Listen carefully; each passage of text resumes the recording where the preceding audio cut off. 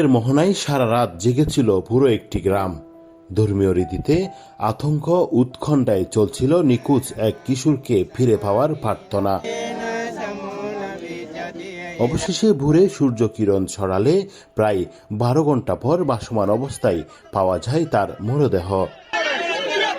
শুক্রবার সকাল 7টার দিকে কক্সবাজারের উখিয়ার রেজুরকুল এলাকার রেজুরকাল থেকে স্কুল ছাত্র কৌশিক বড়ুয়া বাঁধনের মরদেহ উদ্ধার করে পুলিশ।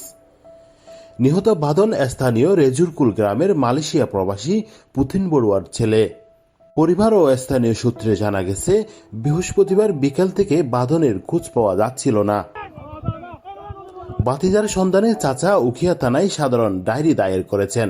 এছাড়াও সামাজিক যোগাযোগ মাধ্যমে নিখোঁজ বিজ্ঞপ্তি প্রকাশ করা হয়। একটা ছেলে পড়ে গেছে এখানে।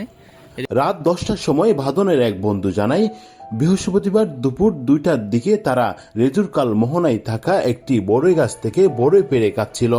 এবং ফায়ার সার্ভিসে ঘটনার বর্ণনা দিয়ে স্থানীয় বাসিন্দা আপেল বড়ুয়া জানান, এক পর্যায়ে কথিত অদৃশ্যর ডাকে বাঁধন খালে পড়ে গেলে সেই বন্ধুটি ঘটনাস্থল থেকে পালিয়ে যায় বলে দাবি করেন।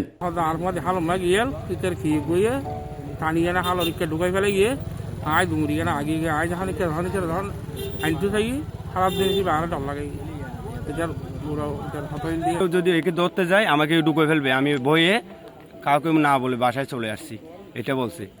তো এই সত্য ঘটনা পেয়ে আমরা এখানে এসে আমরা মন্দির থেকে বান্ধেগুলো এনে আমরা কত আমাদের সূত্রপাত দিচ্ছি।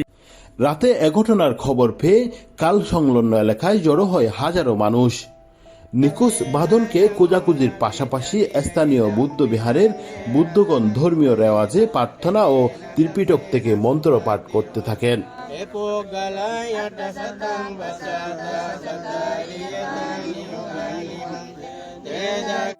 পরে সকালে বাঁধনের শরীর অংশ মাথা ভাসমান অবস্থায় দেখা গেলে পুলিশকে খবর দেওয়া হয়।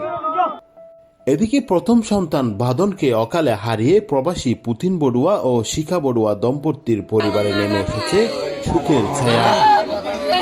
Shafiul Shahin, Cox TV, news desk.